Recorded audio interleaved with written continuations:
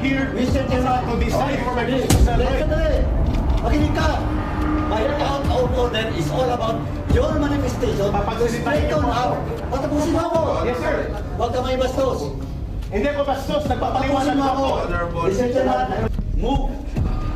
Only members, you ask members of this house. Yes, I am explaining. No. I am not moving. No, your manifestation is out of order. I am Do requesting. not lecture us No, I am about not the rules lecturing. of this. I am standing up for my right. I am standing up for my right. Remember, we might cite you in contempt. Then so be it. Your Honor. You challenge us? Yes. Okay.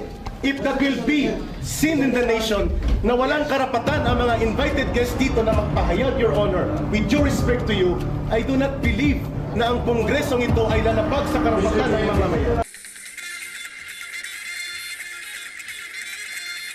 Mr. Celis, for the last time, please identify your source. Mr. Chairman, may I be allowed to answer? Mr. Chair, this is the fourth time I ask Mr. Celis this question. And every time I ask him this question, ang laki ng introduction, wala pa rin yung sagot. Pwede po ba this time, pag binibigyan natin siya magsalita, sabihin niya na po yung pangalan? Kasi kung mag-introduction lang kayo, tapos i-cite na naman, dinisalaw ko na. Sinasabi ko na hindi namin kayang tanggapin yung total for this particular issues. And we provided the basis for that too. Sa mga binigkas ng provision, doon kung mismo hinugot ko yung argumento namin. Ngayon, kung hindi yung isasagot, we will not allow you anymore. Kasi nag-request si David, si Congressman Suarez ng kasagutan, pangalan ang kailangan niya. In our constitutional democracy, only the courts can interpret the laws, not Congress. Okay. So I will not answer that question because I believe Congress does not have the right to interpret laws. Okay. It is with Congress to pass laws but not to interpret. Salamat po. To detain Mr. Celis for he was cited in contempt until the adoption of the committee report at the plenary session, Mr. Chair. So moved. Okay, so that is also an amendment to the motion of the Honorable Ako earlier on. There's a motion amending the motion of the Honorable Ako. Any second? Seconded. The chair hearing no objection. The chair adopts and approves the motion of the Honorable Johnny. So the Sergeant of Arms is hereby directed to enforce the decision of this committee. Having a comment in the chair. Session suspended. Attorney Ganti. Thank you for this report. Session suspended. Thank you for this report. Thank you for this report.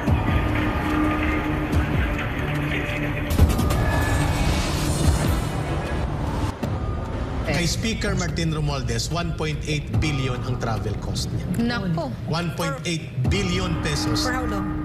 for almost 1 year lang. For the entire Congress. Sa kanya lang. Sa kanya lang? Oo, kaya nagtatanong itong ating source from Congress. Is it true? 1.8 billion. Sabi niya, pakitanong ka Eric at paki-explain din.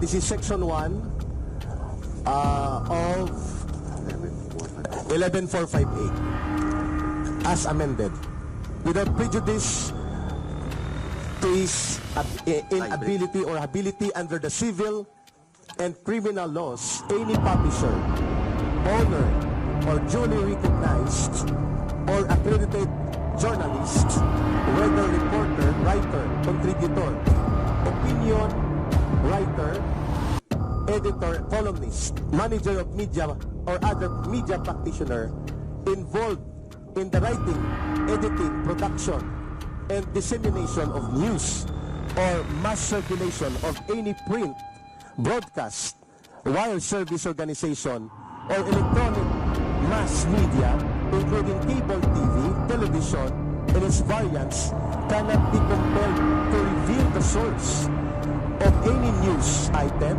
report, or information appearing or being reported or disseminated through other or the said media which was related in confidence or reported in confidence.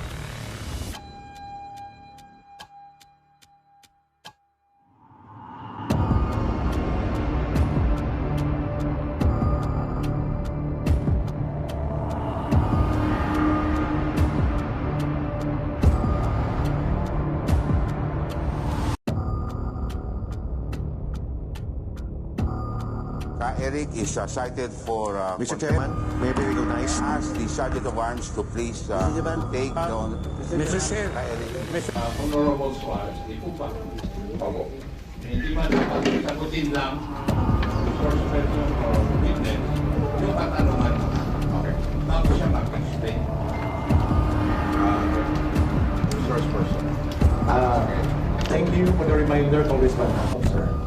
And to the members of this committee,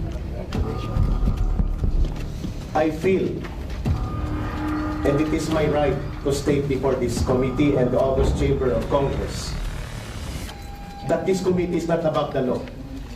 No one in government is above the law. We are a government of laws.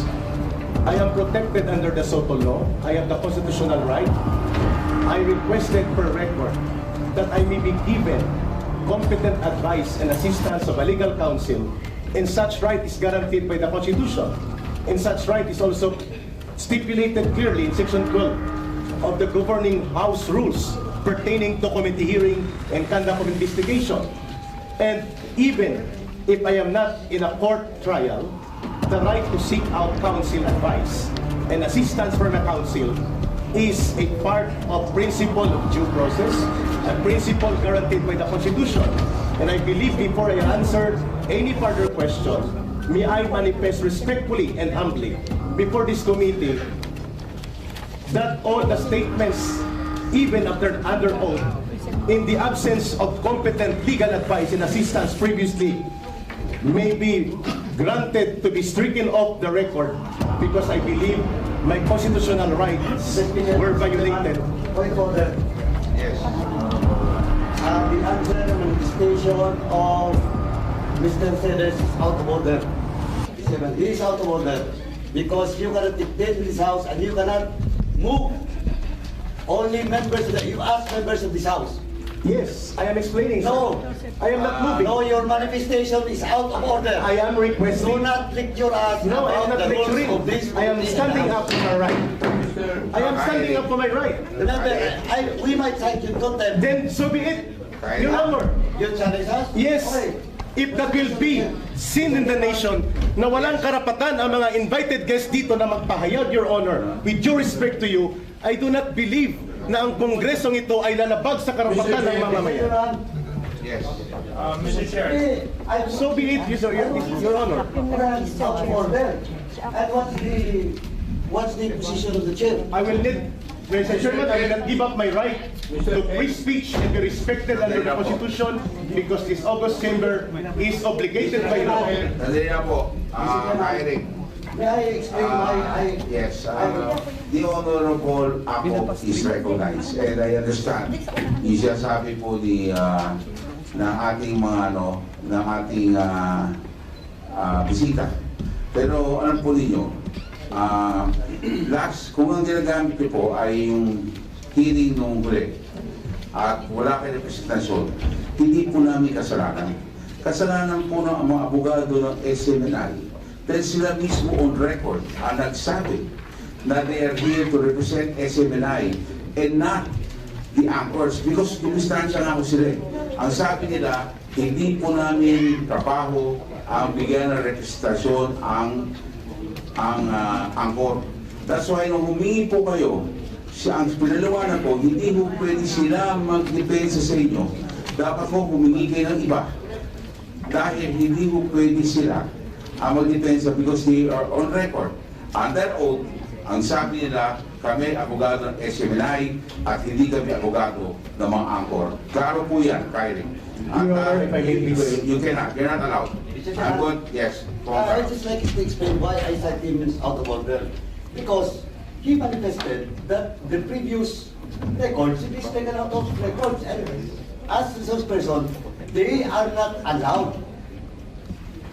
For Your that. Honor, I am going to be I am detained still in this busy. chamber and I am submitting myself before the country in protest. My constitutional rights are violated in this committee. I'm sorry to say, let me be detained in this chamber and be cited in contempt.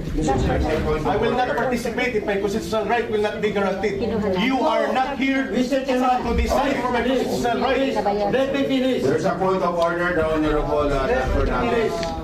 What I'm saying, I am not telling you to stop. What I'm saying is, my out of order, sandali, makinig ka. My out of order is all about your manifestation to straighten out. Patapusin mo ako. Yes, sir. Huwag ka may bastos.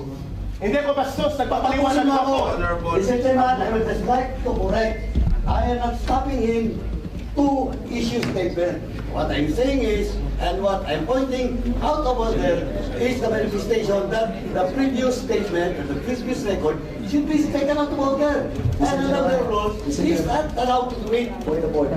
Yes, the Honorable Dan Fernandez on the point of order. Maybe remind the resource speakers and the members of this committee to observe the proper decorum. Correct. If the chairman acknowledge a certain personality, let him speak and Yes. don't interrupt the members of this committee while the members given the right to speak. Maraming salamat po. Mr. Thank you, Chair. the Honorable Dan Fernandez. The Honorable Ako is recognized.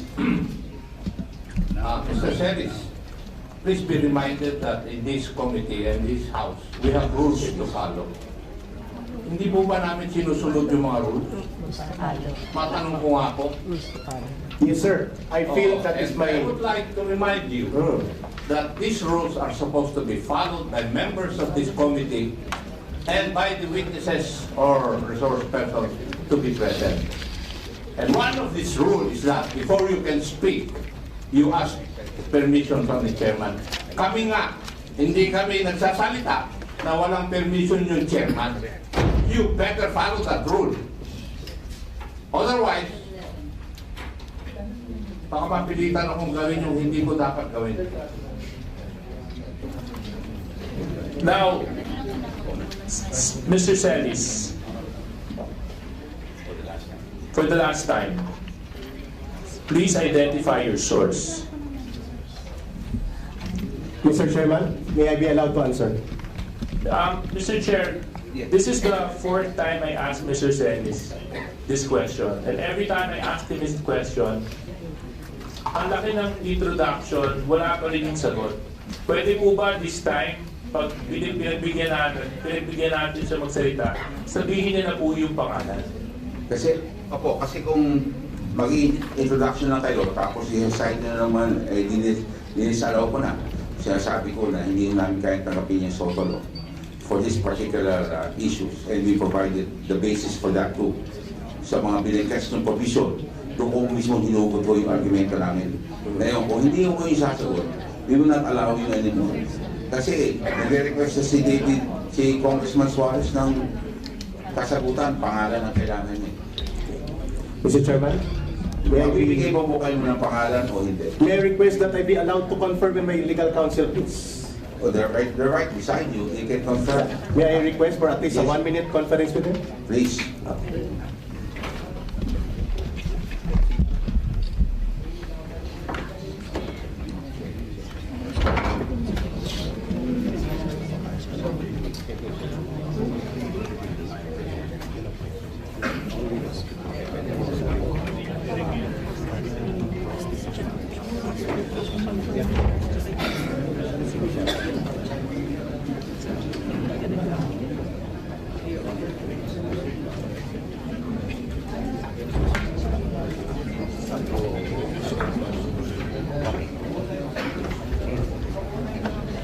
Mr. Chairman, may I be recognized again, please? Okay, please proceed. In our constitutional democracy, only the courts can interpret the laws, not Congress. Okay. So I will not answer that question because I believe Congress does not have the right to interpret laws. Okay. It is with Congress to pass laws but not to interpret. Salamat po. I take back my statements previously. Mr. Chair, Okay, then the Honorable Toby Chanco is recognized. Mr. Chair, in the sense of fairness, since we really want to know the source, para malaman natin kung ano talaga yung pinagkakalat nito, would we allow Mr. Celis, Eric, to reveal the source in executive session? Would the chair allow? Yes, Eric. It's an executive session, an option for you. It's an executive session, an option for you. There's a suggestion by Honorable Toby Chanco of Nabotas na kung ayaw niyo po sabihin sa harap ng camera at sa publiko, okay na ba, executive session, we will call for executive session now. Para lahat ho ng options ay binigay na po namin sa inyo. Eric. That would be very dangerous for other media practitioners present here because it will create a very dangerous and negative precedence on the protection of source provided by law. I will refuse it. Your Honor, Salamat po. Mr. Chair, the Honorable Toby Chanco is still recognized for a follow-up question. No, I just wanted to manifest that the reason that we're suggesting an executive session is to show na tayo naman, hindi naman tayo, na binibigyan natin siya ng pagkakataon na i-reveal. Kung talagang gusto niya pangalagaan, at least an executive session. But it seems ayaw niya pa rin po, Mr. Chair. Mr. Chair, it is very clear that Mr. Celis does not want to answer the question to reveal the source, whether in this inquiry or in executive session. So therefore, Mr. Chair, under Section 11, the power to contempt, letter E, grounds for contempt is for a resource person refusal to answer any relevant inquiry. Actually, Mr. Chair, Mr. Celis has already violated two provisions of Section 11. The first one, acting in a disrespectful manner, and the second one, which is very more important rather, is his refusal to answer the question in a relevant inquiry. On this note, Mr. Chair, I move to contempt, to cite for contempt Mr. Celis for on these two grounds under Section 11. So move, Mr. Chair. There's a motion. Second the motion. There's a second. Any objections? There's a motion, duly seconded. Any objections from any member of this committee? There being no objections, on a unanimous vote, the Eric is cited for Mr. Chairman, may I be May I ask the Sergeant of Arms to please take down.